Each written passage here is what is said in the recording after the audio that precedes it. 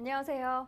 있는 그대로 날 것을 보여드리는 한국 여론방송에서 가장 최근의 이슈를 다뤄보기 위해 마련한 이슈 포커스 시간입니다. 먼저 오늘의 간추린 소식입니다. 박근혜 정부 2기 내각 인사 내정자들에 대한 인사청문회가 지난주 마무리됐습니다. 9명의 후보자 중 6명만이 국회 인사청문회 관문을 큰 무리 없이 통과했습니다. 각 후보자별 청문회는 어떻게 진행됐고 어떤 논란이 있었는지 정리해드립니다. 김영식 서울시 의원이 연루된 재력가 살인교사 사건이 정관계 로비 의혹으로 번질 조짐을 보이고 있습니다.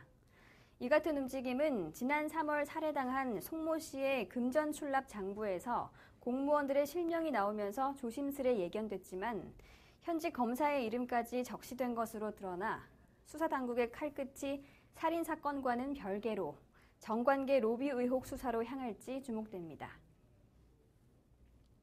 세월호 참사 유가족들이 국회의 세월호 특별법 논의가 진척되지 않는 것에 항의해 지난 14일부터 단식 농성에 들어갔습니다. 세월호 가족 대책위는 유가족 20여 명이 이날 오전부터 국회와 광화문 광장에서 무기한 단식 농성을 시작했다고 밝혔습니다. 한편 유가족 150여 명은 세월호 특별법 제정에 여야와 가족들이 참여하는 3자 협의체 구성을 요구하며 국회 본청 앞에서 밤샘 농성을 했습니다. 독일이 브라질 월드컵 결승전에서 아르헨티나를 누르고 정상에 올랐습니다. 독일은 리우데자네이루에서 열린 결승전에서 연장 후반 8분에 터진 괴체의 결승골로 아르헨티나를 1대0으로 이겼습니다. 이로써 독일은 1990년 이탈리아 대회 이후 24년 만에 통산 4번째 우승컵을 들어 올렸습니다. 이 4가지 소식에 대해서는 잠시 후 최형욱 기자와 자세히 알아봅니다. 박근혜 정부 2기 내각 인사청문회가 지난주 마무리됐는데요. 결과를 정리하는 시간 가져보도록 하겠습니다. 후보자 9명 중 국회 인사청문회를 큰 무리 없이 통과한 후보자는 6명이었고 나머지 후보자는 논란을 야기했는데요. 최형욱 기자, 이 내용에 대해 자세히 정리해 주시죠. 네, 먼저 9명 가운데 가장 먼저 청문회를 통과한 한민구 국방부 장관부터 살펴보겠습니다. 지난달 6월 5일 인사청문 요청안 제출 후 한 장관은 같은 달 29일 국회 국방위원회에서 청문회를 치렀고 이날 인사청문 경과 보고서가 채택됐습니다. 같은 달 24일에는 나머지 8명의 인사청문 요청안이 무더기로 국회에 제출됐습니다. 이에 따라 최경환 경제부총리 겸 기획재정부 장관 내정자, 최양희 미래창조과학부 장관 내정자, 이기건 고용노동부 장관 내정자, 김희정 여성가족부 장관 내정자, 이병기 국가정보원장 내정자는 지난 7일서부터 9일에 잇따라 인사청문회에 출석해 검증을 받았고 그 결과 국회 소관 상임위원회들로부터 인사청문 절차 통과 통보를 받았습니다. 이와는 반대로 김명수 교육부 장관 후보자, 정성근 문화체육관광부 장관 후보자, 정종섭 안전행정부 장관 후보자는 청문회 종료 후에도 바로 거취가 결정되지는 않았습니다. 김명수 후보자는 논문 표절 의혹, 정성근 후보자는 음주운전, 아파트 전매 제한 위반, 청문회 중 폭탄주 회식, 그리고 정종섭 후보자는 부동산 투기, 논문 자기 표절, 탈세, 군 복무특혜 등의 의혹을 받았습니다. 새정치연합 측에서는 정성근 후보자의 낙마를 주장하기도 했는데요. 정 후보자를 둘러싼 의혹들에는 어떤 것들이 있었나요? 네. 새정치민주연합은 불법 비자 의혹을 추가로 제기하며 정성근 후보자 낙마 굳히기에 들어간 바 있는데요. 새정치민주연합 안민석 의원은 정 후보자 가족 4명이 2001년 8월 13일 미국의 관광 시찰 목적으로 출국하면서 특파원에게 주어진 I비자를 받았고 두 자녀가 유학비자가 아닌 I비자로 1년 가까이 미국에서 유학을 한 것이 명백한 미국 이민법 위반이라고 주장했습니다. 이와 더불어 정 후보자는 자신에 대한 인사청문회가 정회 중이던 지난 10일 저녁 문화부 직원들과 폭탄주를 곁들인 식사를 한 것으로 알려지면서 여론이 더욱 악화됐습니다. 네, 시진핑 주석이 방한하면서 이 반등했던 박근혜 대통령 지지율이 인사청문회 직후 다시 낮아졌다고요? 네, 그렇습니다. 중국 시진핑 주석 방한 효과로 박근혜 대통령의 지지율이 반짝 상승한 듯 보였으나 일주일 만에 다시 하락세로 돌아섰습니다. 박근혜 대통령의 지지율 하락은 김명수 교육부 장관 후보, 정성근 문화체육부 관광부 후보, 정종섭 안전행정부 장관 후보자에 대한 청문회 결과 부정적인 여론이 강했기 때문인 것으로 분석되는데요. 먼저 김명수 후보자는 논문 표절과 칼럼 대필, 불법적인 주식 투자 의혹을 받고 있고, 그리고 정성근 후보자는 불법 부동산 거래, 청문회 위증 논란과 자녀 불법 비자 유학 의혹 등이 둘러싸여 있고요. 그리고 마지막으로 정종섭 안전행정부 장관 후보자는 위장 전입, 부동산 투기, 탈세 의혹이 제기된 상황에서 부정적 여론을 피할 수 없는 상황입니다. 실제로 여론조사 전문 기관이 지난 7일부터 11일까지 5일간 전국 19세 이상 유권자 2,500명에게 박근혜 대통령의 국정 수행 능력을 조사한 결과 박 대통령의 취임 72주차 지지율은 일주일 전 대비 0.8%포인트 하락한 45.3%를 기록했습니다. 국정 수행을 잘못하고 있다는 부정평가는 2%포인트 하락한 2%포인트 상승한 48.6%로 조사됐습니다.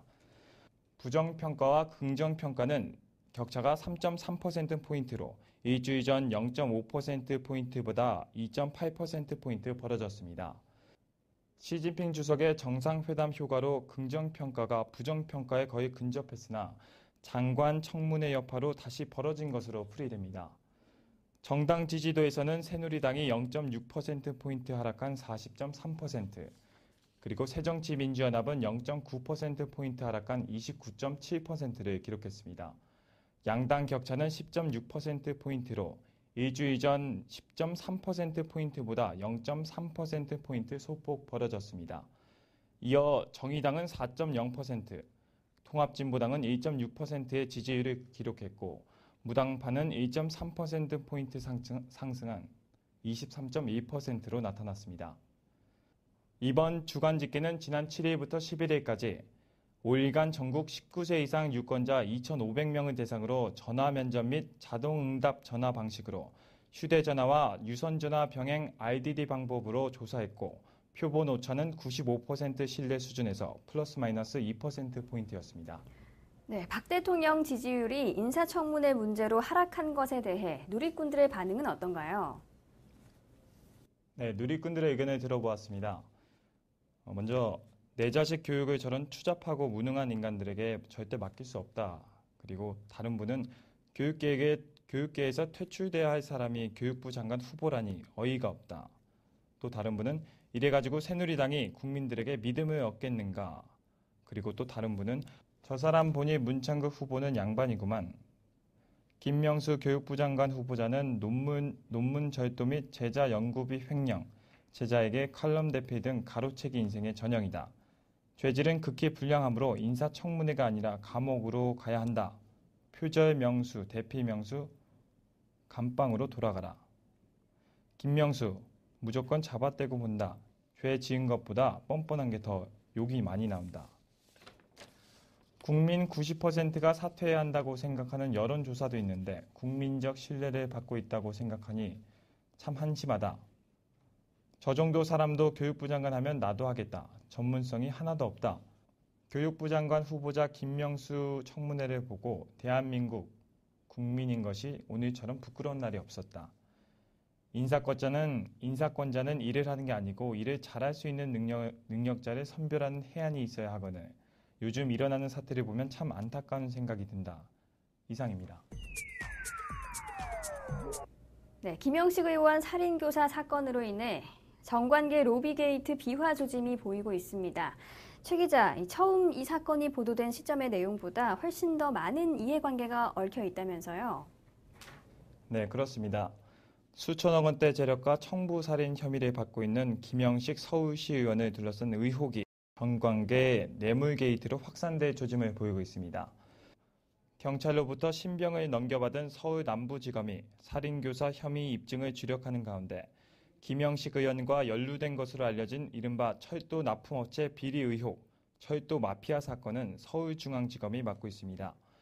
이와는 별도로 서울지방경찰청은 김 의원의 친구 팽모 씨에게 살해당한 피해자 송 씨의 금전 관계에 초점을 맞춰 수사에 들어갔는데요. 현직 서울시의원이 연루된 3개의 사건을 두 곳의 지방검찰청과 서울경찰청이 나눠 맡을 계획이라고 밝혔습니다.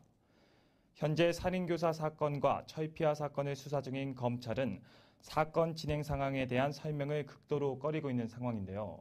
일단은 비밀장부의 내용과 관련된 기사에 대해서는 불쾌한 반응마저 보이고 있습니다. 또한 정치인 연루 의혹에 대해서도 입을 다물고 있는데요. 숨진 송 씨의 장부에서 일부 정치인들의 실명이 나왔다는 검찰 보도에 대해서는 사실 무근이라는 입장을 나타냈습니다. 반면 숨진 송 씨의 금전 관계를 살피고 있는 경찰의 반응은 검찰과 상당한 온도차를 보이고 있습니다. 경찰은 숨진 송 씨가 작성한 장부의 내용, 정치인 개입 여부, 뇌물 혐의 정황 등에 대해 검찰보다 한 단계 나아간 설명을 내놓고 있습니다. 경찰은 확보한 증거를 바탕으로 철피아 사건도 들여다보겠다는 뜻을 내비춘 것인데요. 실제 이성한 경찰청장은 7일 기자간담회에서 돈과 관련된 부분은 별도로 서울경찰청 수사과에서 한다면서 송 씨의 장부와 관련된 의혹들을 폭넓게 수사하겠다고 말했습니다. 하지만 아직까지 살인 혐의에 대한 의문이 풀리지 않았다고 하는데요. 이 살인교사 혐의 입증, 정황 증거만으로 가능할까요?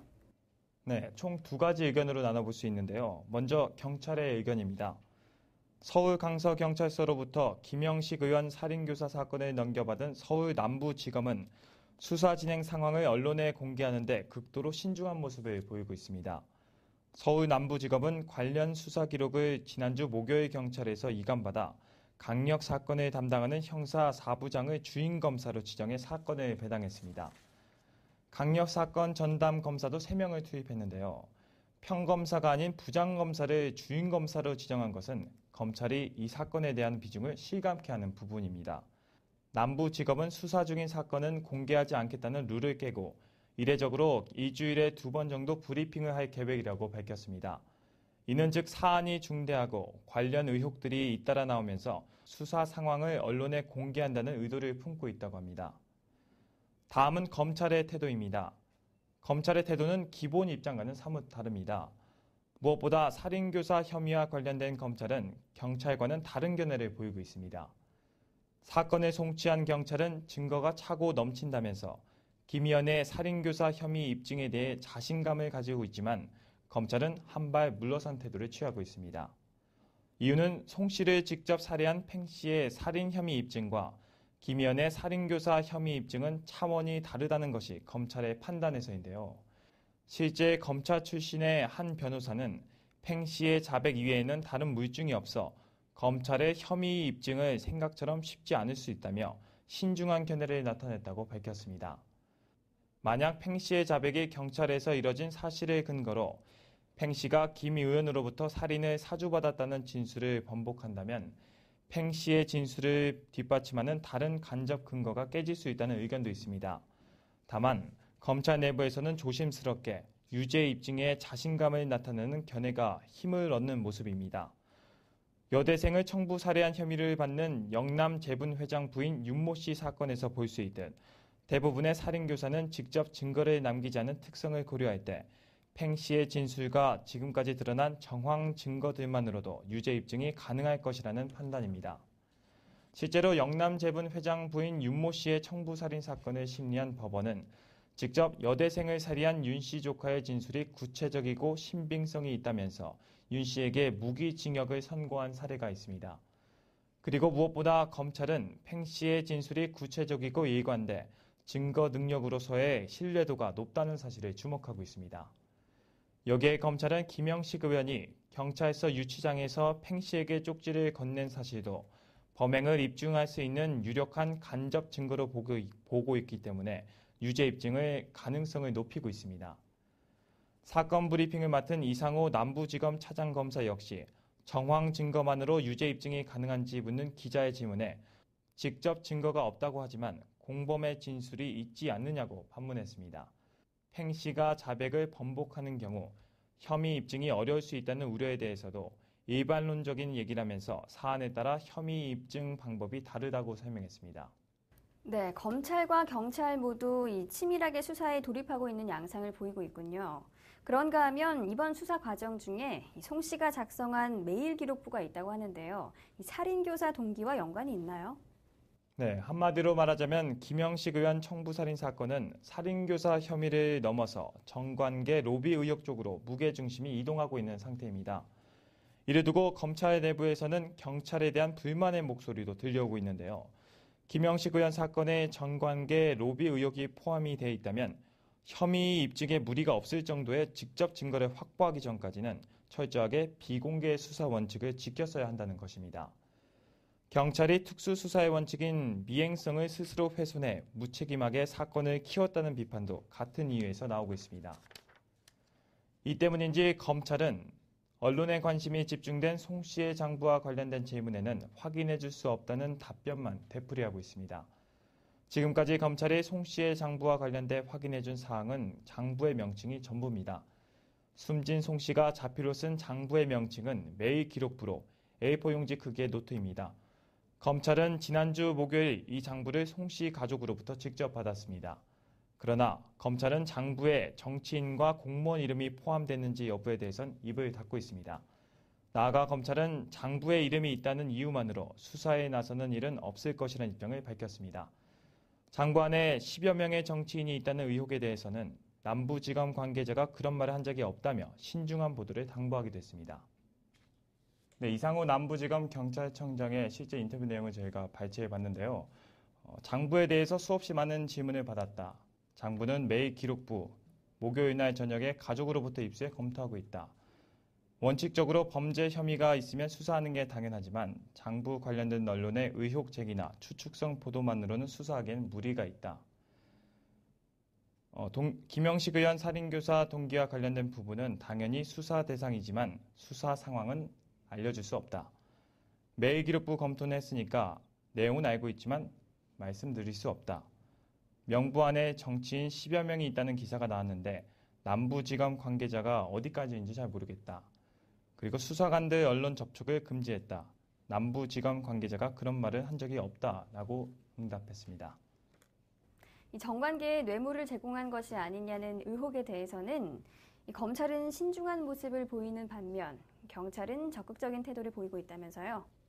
네, 그렇습니다. 정관계 뇌물 의혹에 대한 검찰의 입장은 정중동입니다.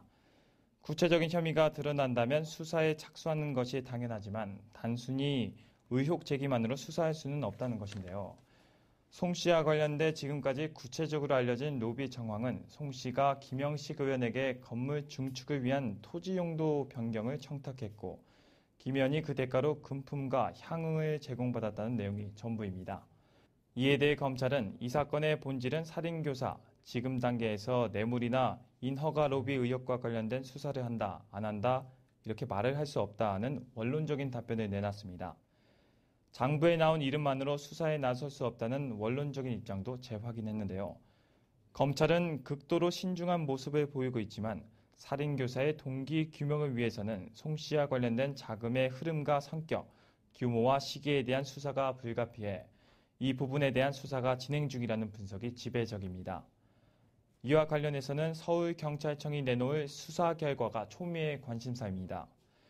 특히 경찰은 검찰과 달리 송 씨 금전 관계에 대한 수사에 적극적인 의지를 보이고 있어 언론의 집중적인 조명을 받고 있습니다. 이미 이성한 경찰청장은 기자간담회에서 적극적인 수사 의지를 내비쳤는데요. 나아가 이성한 청장은 정치인, 공무원의 수뢰 부분도 살펴보겠다는 뜻을 밝혔습니다. 또한 피해자 송 씨 사무실에서 나온 여러 자료들 근거로 해서 조사 중인데 송 씨 작성 장부에 정치인, 공무원들이 포함된 자료가 있는 것으로 안다며 필요하다면 전반적으로 훑어볼 생각이다. 가급적이면 경찰과 중복되지 않도록 수사에 임하겠다라고 밝혔습니다.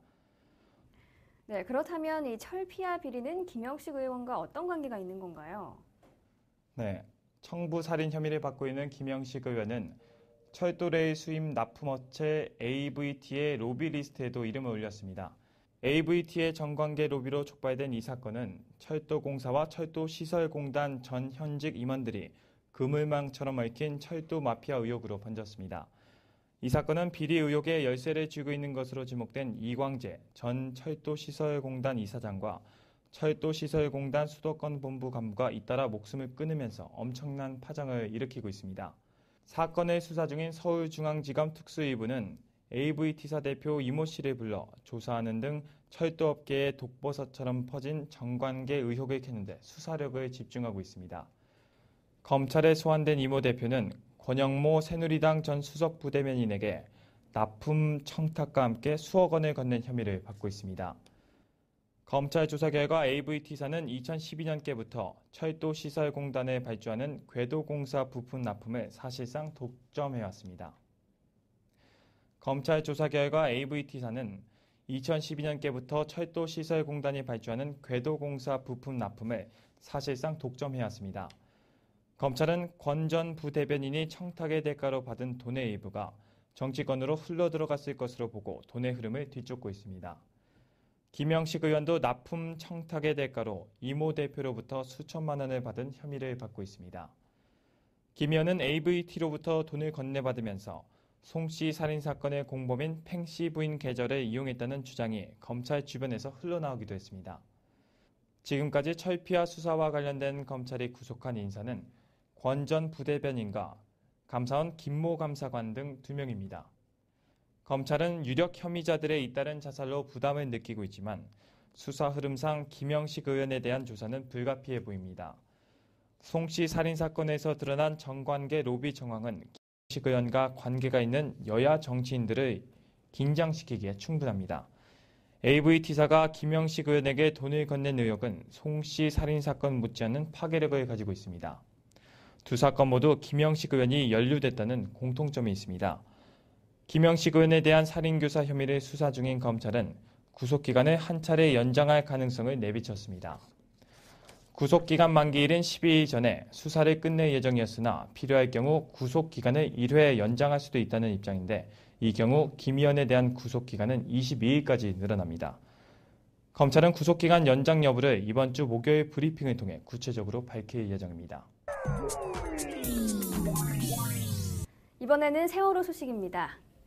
세월호 희생자와 실종자, 생존자 가족대책위원회는 지난 14일 가족안이 반영된 세월호 특별법 제정을 촉구하며 단식에 돌입했는데요. 이 내용에 대해 설명해 주시죠. 네, 세월호 대책위는 이날 여의도 국회 본청 앞에서 기자회견을 열고 제대로 된 특별법을 제정하기 위해 단식을 한다. 대통령도 이에 대답해야 한다고 밝혔습니다. 가족들은 기자회견문을 통해 지난 9일 입법 청원한 4.16 참사 진실규명과 안전사회 건설 등을 위한 특별법을 여야 논의에 반영할 것을 촉구했습니다. 이들은 진상규명을 위한 특별위원회를 피해자 단체가 추천하는 전문가가 절반이 되어야 하고 수사권과 기소권을 가져야 성역 없이 수사할 수 있다며 또 안전사회를 위한 대안을 마련해야 하며 모든 내용을 청문회 등으로 국민들에게 공개해야 한다고 주장했습니다. 이어 가족대책위원회의 법안은 진실을 규명하고 안전한 사회를 건설하기 위해서 가장 필요한 내용을 담고 있다고 강조했습니다. 이들은 새누리당이 세월호 희생자 가족들의 요구를 반대하고 있는 것에 대해 새누리당은 전례가 없고 형사사법체계를 근본적으로 뒤흔들기 때문에 특별위원회의 수사권을 인정할 수 없다고 한다며 세월호 참사는 전례가 없는 비극이며 기존 형사법 체계로는 결코 진실을 규명할 수 없는 사건이다. 그러니 전례가 없는 특별위원회를 만들어야 진실을 밝힐 수 있다고 지적했습니다. 그러면서 오늘부터 세월호 희생자 가족 15명은 광화문과 국회 본청 앞에서 단식을 시작한다며 정부가 책임을 인정하지 않고 국회가 최선을 다하지 않았기에 우리 희생자 가족들이 단식을 해서라도 제대로 된 특별법을 만들고자 한다고 밝혔습니다. 또한 이들은 박근혜 대통령을 향해 무려 350만 명의 염원과 의지를 담아 서명하고 청원한 가족대책위원회의 법안이 제대로 논의조차 되지 못한 채 버려지고 있다며 이제는 대통령이 답해야 한다. 국회가 제대로 답하지 못하면 이제는 대통령이 직접 나서서 가족대책위원회가 원하는 특별법을 제정하도록 지원하기를 요청한다고 촉구했습니다. 세월호 참사 일반인 희생자 유가족 대책위원회와 희생자, 실종자, 생존자 가족대책위원회가 14일 오전 서울 여의도 국회 본청 앞에서 연 진상규명특별법 제정 촉구 단식 돌입 기자회견에서 범국민 서명을 함께한 국민들에게 절을 올리며 감사의 마음을 표현하고 있습니다. 가족들은 세월호 참사 100일이 되는 7월 24일까지는 제대로 된 특별법이 기적처럼 만들어질 수 있도록 국민 여러분 모두 힘을 모아 주십시오라며 다음 달인 15일 오전 10시 30분 여의도 공원에서 국회까지 행진하는 국민청원 행진에 참여해 줄 것을 호소했습니다. 가족들은 행진으로 국회에 도착한 뒤 그동안 받은 세월호 특별법 촉구 서명을 국회에 전달할 예정입니다. 이들은 끝으로 세월호 특별법 제정 촉구 서명에 동참한 350만 명의 국민들에게 큰 절을 올린 뒤 반드시 가족들의 뜻에 관철하겠다는 뜻을 하늘에도 전하겠다며 아이들의 이름을 외쳤습니다. 이날 단식에 참가하는 세월호 가족대책위 김병건 위원장은 세월호 가족들은 죄인이 아니다. 그런데 왜 국회나 정부나 저희를 죄인 취급하면서 몰아붙이며 이렇게 단식까지 만드는 행태는 정말 잘못됐다며 확실한 진상 규명으로 세월호에 인해 희생된 분들이 편히 눈을 감게 해주길 부탁한다고 말했습니다. 유경근 대변인은 전 국민이 우리에게 특별법을 통해 안전한 나라를 건설하라는 뜻을 모아줬고 하늘에서는 아이들이 안전한 나라를 건설하라는 바람을 전해주고 있기 때문에 할 수 있는 모든 것을 하려고 한다. 그래서 이 자리에 섰다고 단식을 결심한 배경을 밝혔습니다. 한편 이날 국회의장실 측은 세월호 대책위에 오는 17일에 열리는 재연절 기념 행사에 참석해 줄 것과 행사당의 농성장을 국회 본청 앞에서 잠시 다른 곳으로 옮겨줄 수 있는지 의사를 물었습니다. 재연절 기념 행사의 일부는 세월호 희생자를 추모하는 내용으로 꾸며진 것으로 알려졌습니다. 이에 세월호 가족대책위 측은 국회의장의 뜻은 감사하나 아직은 추모할 때가 아닌 것 같다며 참석을 정중히 거절하면서 농성은 16일 본회의 때 제대로 된 세월호 특별법이 통과되면 끝난다면서 정의화 국회의장이 힘써주길 바란다고 말했습니다.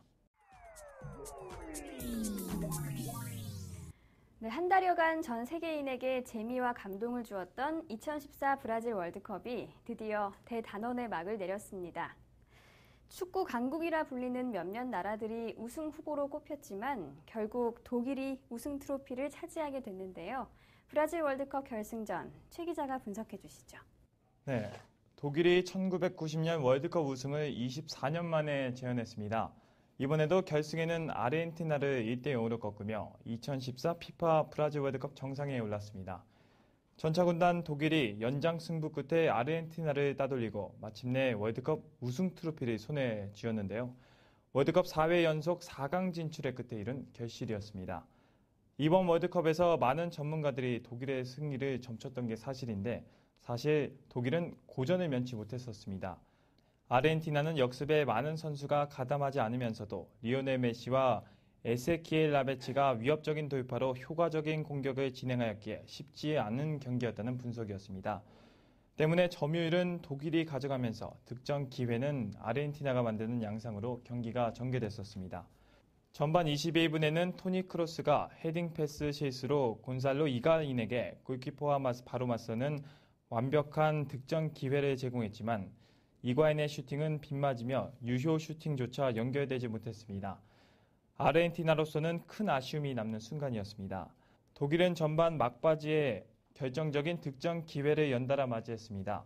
37분에는 토마스 밀러가 왼쪽 측면을 돌파해 들어가 뒤로 연결한 패스를 안드레 슈를레가 달려들며 슈팅한 공이 세르히오 로메오 골키퍼의 선방에 막혔습니다. 추가 시간에는 크로스가 찬 코너킥을 베네딕트 화베데스가 강력한 헤딩으로 연결한 것이 골대를 강타하고 나오게 됐습니다.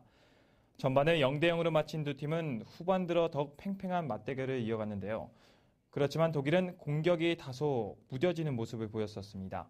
아르헨티나는 여전히 메시를 앞세는 공격을 선보였고 후반 3분에는 루카스 빌리아의 침투 패스를 받아 회심의 왼발 슈팅을 시도한 것이 독일의 골대를 살짝 비껴가기도 했습니다. 결국 90분 안에는 승부가 나지 않아 연장전이 시작됐습니다. 네, 결승전답게 정말 팽팽한 접전이 있었군요. 네, 그렇습니다. 하지만 연장전에는 승부가 갈리게 됐습니다. 승부를 결정한 것은 교체카드 마리오 게츠였습니다. 게츠는 연장 전반 1분 만에 왼쪽 측면에서 시를레에게 결정적인 득점 기회를 만들어주더니 후반 7분에는 슈를레의 크로스를 가슴으로 트래핑한 뒤 넘어지며 감각적인 왼발 슈팅으로 연결해 아르헨티나의 골망을 흔들었습니다. 반면 괴체 골 이후 경기 종료 8분 남은 시점에서 아르헨티나가 다시 전세를 뒤집기에는 역부족인 시간이었습니다. 결국 독일은 괴체의 결승골을 무사히 지켜내며 월드컵 결승전의 승자가 됐고 남미 대륙에서 열린 월드컵에서 처음으로 우승을 차지한 최초의 유럽팀이 됐습니다. 이번 경기를 통해 많은 언론들이 결승전 골의 주인공 괴체를 주목했다고 하는데요. 어떤 선수인가요? 네, 이번 경기 맨 오브 매치 주인공 괴체가 언론들로부터 찬사를 받고 있습니다. 사실 괴체는 이번 월드컵에서 많은 우여곡절을 보여줬었는데요. 타고난 축구 센스와 볼을 다루는 기술, 빠른 슈팅을 갖춘 전천후 선수로 9살 때부터 도르트문트 유소년팀에서 성장하여 2군을 거쳐 2009년부터 도르트문트 성인팀에서 뛰며 전차 군단의 미래를 이끌 선수로 기대를 모았습니다. 또한 2010에서 2011년 시즌부터 중용되면서 도르트문트가 각종 대회에서 빛을 발하는 성과를 내는데 힘을 보탠 그는 이후 리그 최고의 팀인 바이에른 위넨으로 이적해 또 한 번 주목을 받았었습니다. 그 이후 위넨에서는 도르트문트에서만큼 빛을 발하지는 못했으나 지난 시즌 분데스리가에서 10골을 기록하는 등 활약을 이어가면서 월드컵 대표팀에 승선했습니다. 하지만 승선 이후 그를 중심으로 한 독일의 제로톱이 예상만큼 파괴력을 보이지 못하며 월드컵 초반 독일 팬들의 비판을 했으며 결국 독일은 토너먼트에 들어서 클로제를 원톱으로 세운 선발진을 들고 나오게 되었습니다. 네, 클로제는 역대 월드컵 최다골의 주인공인데요. 괴체가 대신해서 독일을 승리로 이끌어줬군요. 네, 맞습니다. 양팀 모두 골문을 좀처럼 열지 못한 가운데 전후반 90분이 다 지나갈 때쯤 요아힘 레브 감독 독일 대표팀은 조커로 괴체 카드를 선택했습니다.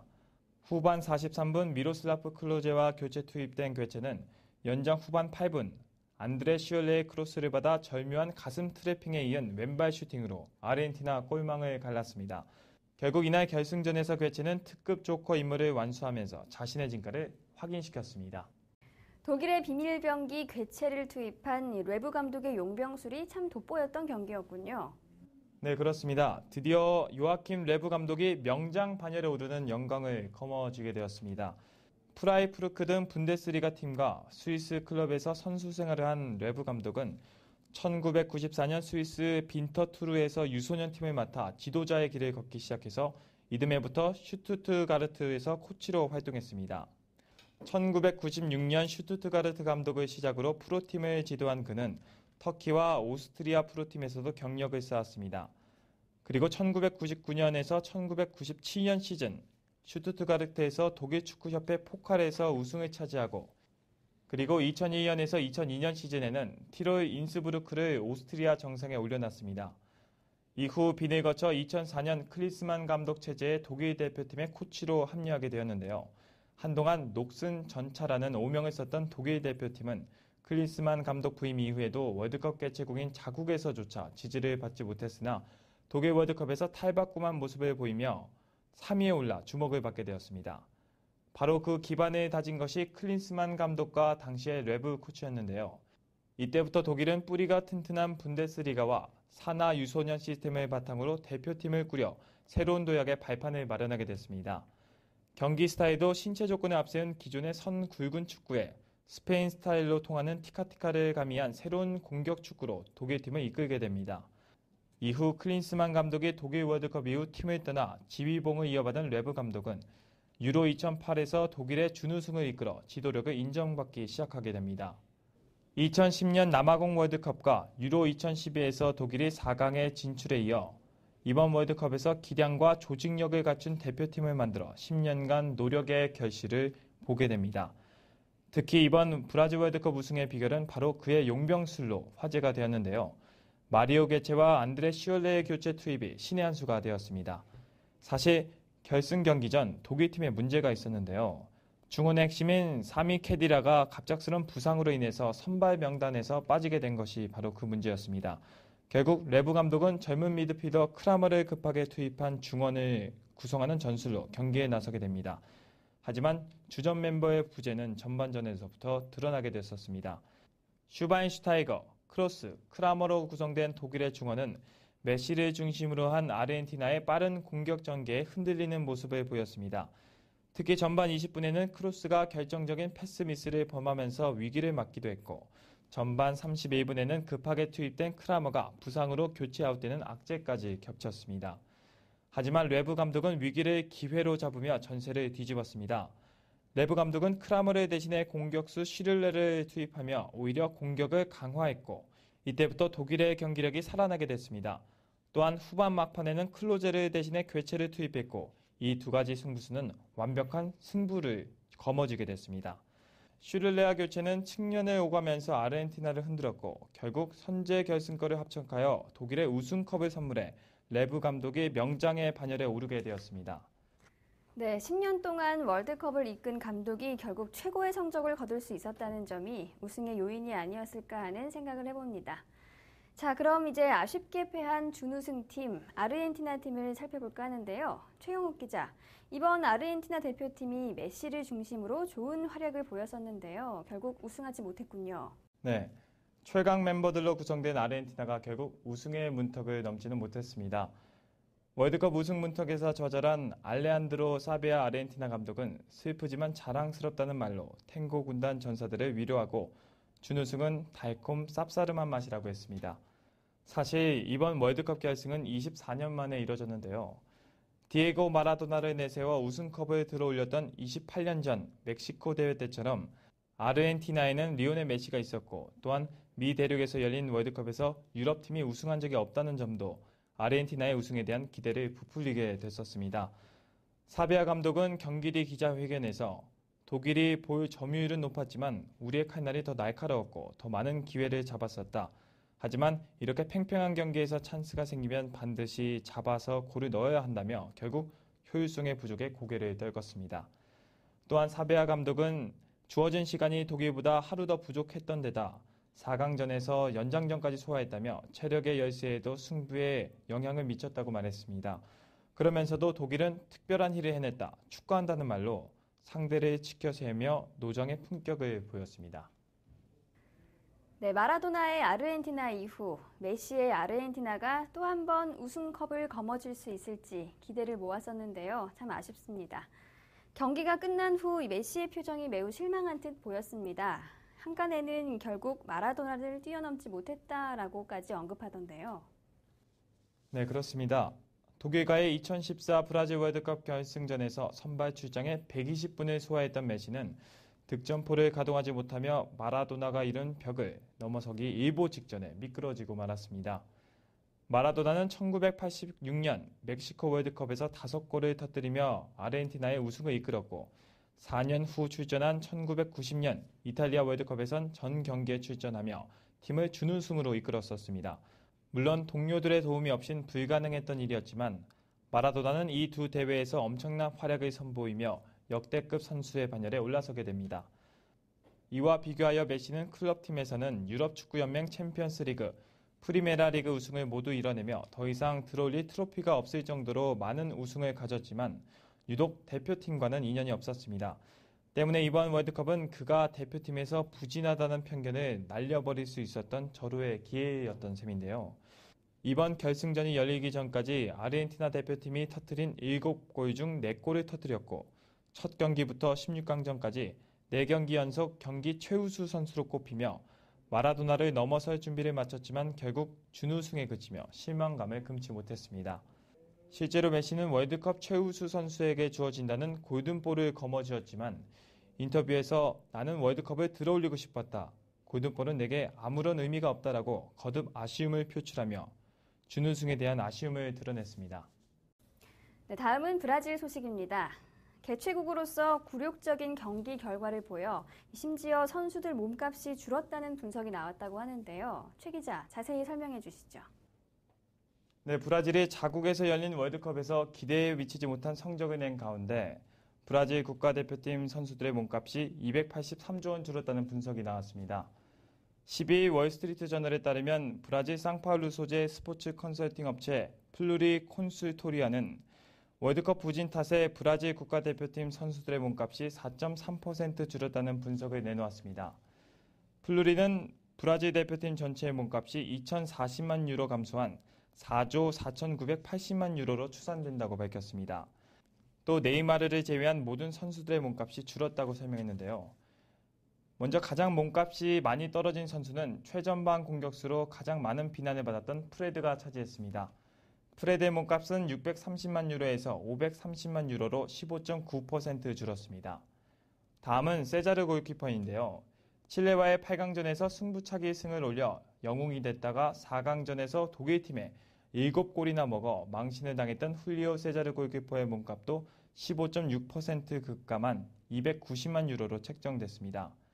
세자르는 8강전 승부차기에 2골이나 막아내 팀의 4강 진출을 이끌었었습니다. 하지만 4강전에서 7골을 허용하는 등 이번 대회에서 총 14골을 허용하며 브라질 월드컵 대표팀 골키퍼 중 역대 가장 많은 골을 허용한 골키퍼라는 불명예를 뒤집어쓰게 됐습니다. 유일하게 상승을 기록한 네이마르의 몸값은 2.9% 증가한 7,010만 달러로 책정됐습니다. 네이마르는 이번 월드컵에서 4골을 기록하며 상승세를 타던 도중 허리 부상을 입어 준결승부터 출전하지 못하여 많은 축구 팬들을 안타깝게 하였는데요. 부상임에도 불구하고 몸값이 오른 것은 월드컵 일정 내내 헌신적이었던 네이마르 태도에서 많은 플러스 요인이 작용한 것으로 보여집니다.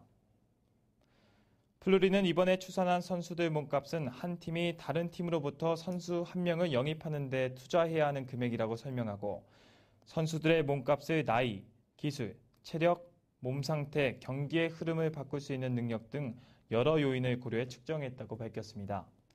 또한 플루리는 홈코트 어드밴테이지에도 불구하고 브라질이 이번 월드컵에서 실패한 이유에 대해 다른 팀들이 선수들의 훈련과 준비 상태에 초점을 맞춘 데에 반해 브라질 선수는 타고난 재능에 지나치게 의존했다고 꼬집었습니다.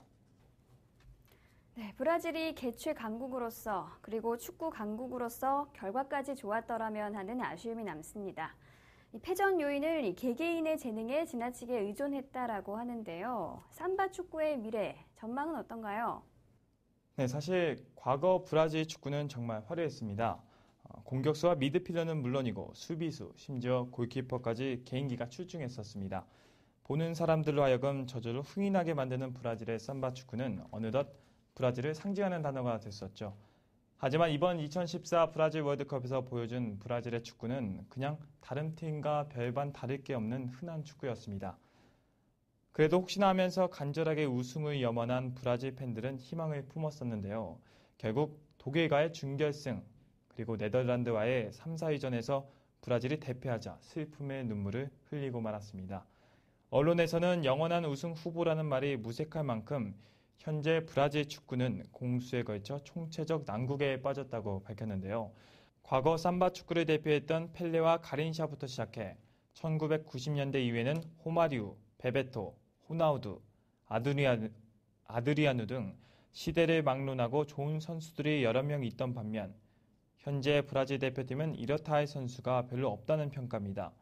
먼저 공격수로는 네이마르가 펠레의 후계자로 불리는 등 주목을 받고 있지만 네이마르 혼자 짊어지기에는 부담이 너무 컸고 그리고 혼자 싸우기는 역부족이었습니다. 기대를 모은 헐크와 조, 프레드 셋이 합쳐 넣은 골이 한 골에 불과하여 네이마르를 제외한 나머지 공격수들의 골 결정력 부재를 드러냈습니다. 또한 수비 역시 좋지 못했습니다. 브라질은 이번 대회에서 총 14실점을 기록했는데요. 브라질이 월드컵에서 두 자릿수 득점을 기록하고도 더 많은 실점을 한 경우는 이번 대회가 처음일 정도로 수비력에 많은 문제점을 보였습니다. 8강전까지는 비교적 만만한 상대들을 만나 그럭저럭 버텼지만 유럽의 강호 독일을 만난 4강전에서 7골을 내주는 역사적 참패를 당했고 네덜란드와의 3, 4위전에서도 0대3으로 무기력하게 완패했습니다. 이번 브라질 월드컵 결승전에 대해 전문가들은 어떤 생각을 가지고 있나요? 네, 독일의 우승 그리고 브라질의 몰락, 아르헨티나의 한계. 이와 같이 이번 월드컵 관련된 이슈에 대해서 전문가 의견을 들어봤습니다. 화면에서 확인하시겠습니다.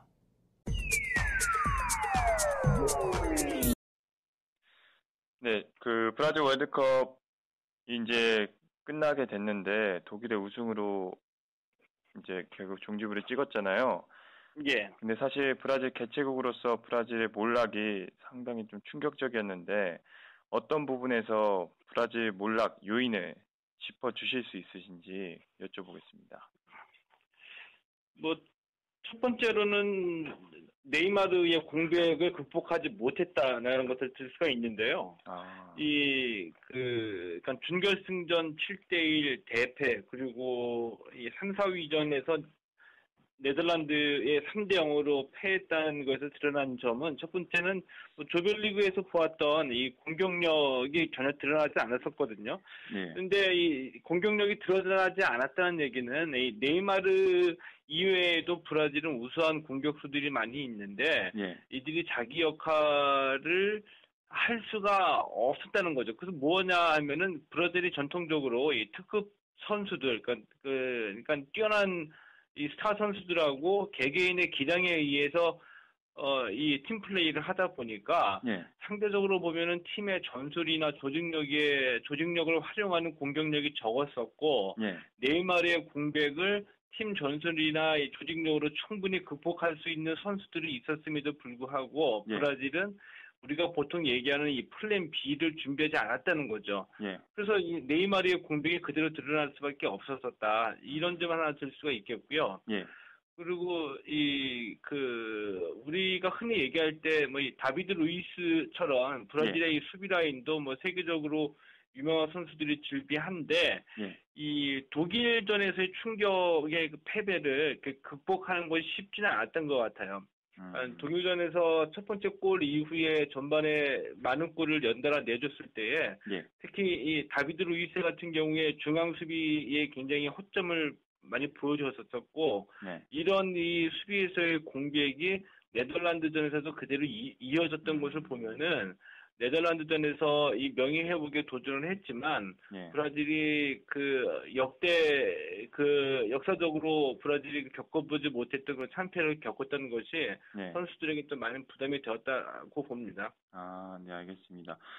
그럼 사실 이와는 반대로 독일 같은 경우는 이제 남미에서 최초로 우승한 최초의 유럽 팀인데 독일의 우승 비결은 어떤 점을 뽑으실 수 있으세요? 저는 독일은 뭐 우리가 보통 얘기할 때 조직력이라고 얘기를 하는데, 이 예, 독일 조직력의 첫 번째 출발점은 레브 감독이라고 봐요. 아, 근데 이 레브 감독은 그렇게 유명했던 선수 출신도 아니고요. 예, 그런데 이 레브 감독이 그 독일 대표팀을 맡게 되면서부터 독일 대표팀의 눈에는 보이지 않지만 예, 굉장히 중요한 변화가 있었거든요. 그러니까 독일 대표팀에는 이전까지만 하더라도, 그러니까 예, 이 뭐라고 할까요? 그 순수한 혈통주의라고 할까요? 그러니까 독일 민족, 게르만 민족의 선수들로만 간다는 이런 묵시적인 좀 안목이 있었거든요. 아, 근데 그러다 보니까 전통적인 독일의 이 팀 컬러, 그러니까 피지컬을 앞세우고 예, 체력과 뭐 거친 플레이, 측면 돌파에 의한 크로스, 뭐 이런 것들 주로 위주로 갔었었는데요. 예, 때문에 아주 이 세세한 플레이에서는 좀 약하다는 것이 독일 축구에 대한 그 인상이었었는데, 이번에 레브 감독은 이 독일의 그 게르만 민족의 그 혈통성을 좀 개방을 했죠. 그래서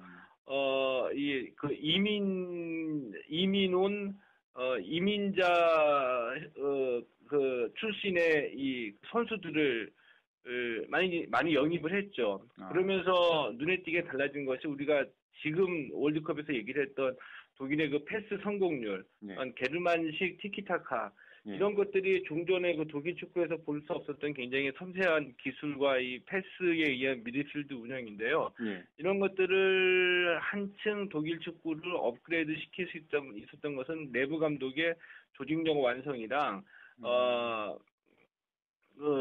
외질 선수처럼 이 예, 독일 혈통 이외의 선수를 받아들였다는 점을 들 수가 있고요. 그리고 독일의 강점은 무엇보다도 이번에 그 뭐 밀러가 득점에서 이 득점 순위 2위에 오를 정도로 뛰어난 공격력은 물론 이제 보여주긴 했지만, 예, 밀러 이외에도 이 득점 분포가 굉장히 다양하게 분포가 돼 있었다는 점을 들 수가 있고요. 아, 그리고 이 괴체 같은 뭐 올해 지금 22살인데 예, 그 유망주 발굴에도 성공을 해서 예, 결승전 같은 때 교체 카드로 유효적절하게 사용할 수 있었다는 점도 음, 독일 대표팀이 굉장한 장점이라고 봐도 되겠죠. 아, 참 독일 팀이 여러 가지로 많은 장점을 키워왔던 것 같은데 알겠습니다. 그 마지막으로는 마지막이 아니군요. 그 아르헨티나 결승전에서 예. 안타깝게 졌는데 요번에 사실 마라도나를 넘을 수 있다. 메시가 드디어 마라도나를 넘을 수 있다라는 어떤 그 바로 마지막 벽 앞에 섰었는데 실패했잖아요. 그 한계점을 뽑자면 어떤 게 있으신지요? 그러니까 이 스포츠에서 이 선수들이 아주 세계적인 스타로 인정을 받기 위해서는 크게 보면 2번 정도의 그 난관을 극복을 해야지 되는데 첫 번째로는 일단 그 스타로 인정을 받기 시작하게 되면은 네. 집중 수비가 들어오잖아요. 예. 상대팀에서 충분히 견제를 하고 그러니까 이름이 알려지기 전에는 자신의 실력을 충분히 발휘할 수는 있는데 이름이 알려지게 되고 집중 수비의 대상이 되면은 이 플레이하기가 어려운 면이 있기 때문에 부상의 위험 그리고 집중 수비에 대한 부담을 뚫고서 그것을 이겨내야지 이제 진정한 스타로도 활약할 수가 있고요. 그 다음에 본인이 직접 해결해야지 된다는 멘탈적인 측면에서도 굉장히 욕심이 있고 이기적인 면이 좀 있어야 되거든요. 그런 면으로 봤을 때 마라도나는 뭐 이기적인 멘탈에다가 뭐 욕심에다가 좀 다소 좀 변태스럽고 기행적인 이런 그 행동이 나올 정도로 굉장히 스타가 갖고 있는 모든 특성을 다 갖고 있었다고 보는데요. 예. 이 메시 같은 경우에는 조별리그에서는 3경기에서 모두 다 골을 터뜨렸죠. 그런데 이 그 토너먼트 16강 이후 토너먼트에 올라가서는 골을 터뜨리지 못했는데 이 집중 수비에 대한 부담을 좀 떨쳐내지는 못했죠. 예. 이런 면으로 봤을 때는 메시를 마라도나와 비교할 때는 이 집중 수비에서 그리고 결정적일 때 적어도 이 월드컵 무대에서만큼은 결정적일 때 한 방을 터뜨려주는 위력은 좀 덜했다라고 좀 봅니다. 예, 알겠습니다. 그 끝으로 사실 예. 우리나라 대한민국 국가대표팀이 16강 좌절이 됐는데 아무래도 전문가 입장에서 앞으로 러시아 월드컵이 있잖아요. 예. 특히 신경 써야 될 부분 좀 한 3가지 정도로 짚어주시면 괜찮을 것 같습니다. 우선 뭐 대표팀 감독 논란과 관계돼서는 뭐 우선 뭐 국내 감독이다 외국인 감독이다 외국인 감독으로 가게 되면은 뭐 유럽이냐 남미냐 이런 것들을 먼저 좀 그 정하려고 하는 것 같은데 순서가 좀 잘못됐죠. 이 감독 아무리 뭐 이 월드컵 같은 이 큰 무대에서 좋은 성적을 거둔 감독을 영입한다고 하더라도 우리나라에 와서는 실패할 수가 있는데 이것이 의미하는 바는 뭐냐면은 감독을 먼저 정해놓고 거기에 한국 축구를 맞출 것이 아니라 한국 축구의 그 장단점, 우리가 갖고 있는 특징이 뭔지를 먼저 분석을 해서 우리가 이런 대표팀을 지향하겠다라는 그 정체성을 먼저 우리가 규정을 하고 그 정체성, 그러니까 한국 축구의 색깔을 가장 잘 살릴 수 있는 감독을 구하는 것이 그게 순서라고 보고요. 네. 그리고 우리가 월드컵 본선에 올라갔을 때에 이 월드컵 본선에서 만나게 되는 팀들은 다 우리보다 다 강팀이죠. 강팀인데 축구에서 우리보다 이 강한 팀들을 만나가지고 우리가 월드컵에서 성적을 내기 위해서는 우리 대표팀이 갖춰야 될 첫 번째 조건은 체력이고요. 네. 왜냐하면 뭐 기술이나 개인기에서 다 뒤지기 때문에 한 발 더 뛰고 2발 더 뛰어야 되기 때문에 체력이 뒷받침이 돼야지 되고 그 다음에 조직력이 있어야지 되거든요. 뛰어난 선수가 없어도 우리는 그 상대 팀들의 그 기술을 조직력으로 우리가 대응을 해야지 되는데 그러기 네. 위해서는 어쩔 수 없이 시간이 좀 필요합니다. 시간이 필요하기 때문에 대표팀 감독을 선임하게 되면 4년 동안 임기를 보장해 주는 것이 중요하고 네. 월드컵만을 본다고 한다면은 월드컵에서의 성적만을 목표로 한다고 한다면은 대표팀 출범 이후에 이 감독이 선수들을 데리고 조직력을 충분히 키울 수 있는 그 훈련 시간을 어느 정도까지는 보장을 해주는 것이 월드컵 성적을 낼 수 있는 방안이라고 생각을 해요. 네, 알겠습니다. 좋은 말씀 해주셔서 감사합니다. 네, 세계인의 축제 월드컵이 끝이 났습니다. 새벽에 경기를 챙겨보느라 잠을 설쳤던 것도 이제는 추억으로 남았는데요. 4년 후 우리 대표팀이 이 월드컵에서 좋은 성적을 거두기 위해서는 국내 리그에 대한 국민들의 관심이 필요해 보입니다. 있는 그대로 날 것을 보여드리는 한국 여론방송 이슈포커스 여기서 마칩니다. 시청해주신 여러분 고맙습니다.